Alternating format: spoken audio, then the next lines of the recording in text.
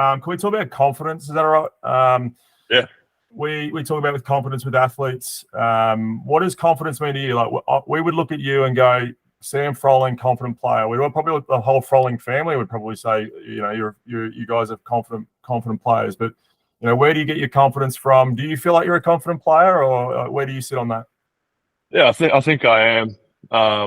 And for the things I do well, that I know I do well, that kind of gives me the confidence. The stuff I was talking about before, the rebounding, the running, doing that stuff makes me feel like I'm a valuable asset on the floor. Yeah. And then it gives me confidence to try some of the other stuff. But I mean, it hasn't always been like that. Like when I went to college, I lost a lot of my confidence, and right. I started to play some really bad basketball. Right. Even these last couple of seasons with the shot, I get it open up the top, and I'm thinking about it a lot, and I'm nervous, and I either don't shoot it or I shoot a bad one. And it's right. That's something that I've been trying to battle with and overcome.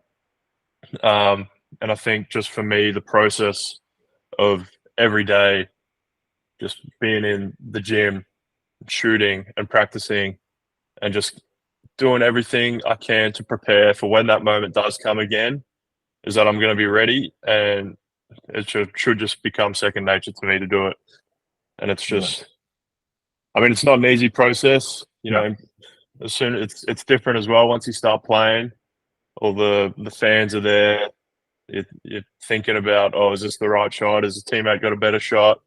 And I think for me, just practicing during this off season has been massive. And just like, you know what, who cares? There's no consequences at this point. Trying it now, yes. And then when the season comes, I've defeated that beast already, and it's finished.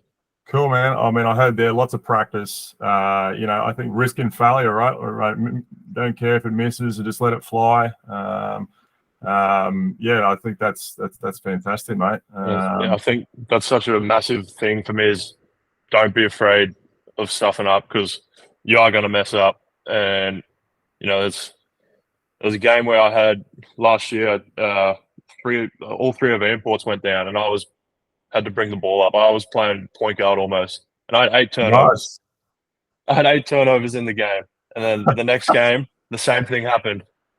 And instead of freaking out and not dribbling it, I think I ended up having 8 assists or something. Like, it's just it was just this is what I've got to do. Yeah, I've practiced it. I know I'm good at it. I had one bad one. Let's fix it the next one. Yeah, sure. Yeah, sure. And so, any tips around confidence? Like, you're a professional basketballer, and you're talking very openly about you still, your confidence gets dented sometimes. Is there any tips or things that you do to go when your confidence is down?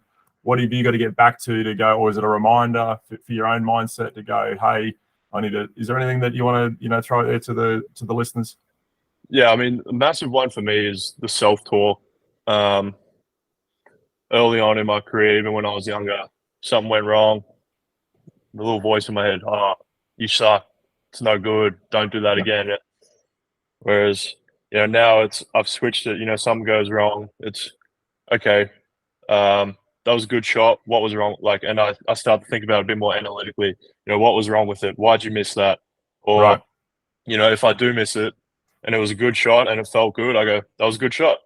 Yeah. Instead of going, that sucked. I missed the layup. I'm like, that was a good move. Instead of like, what'd you miss the layup for, you idiot? Just that little voice in my head, switching to a more positive mindset, has been massive for my confidence. And it took it. I mean, I still aren't perfect at it, and it takes a lot of practice.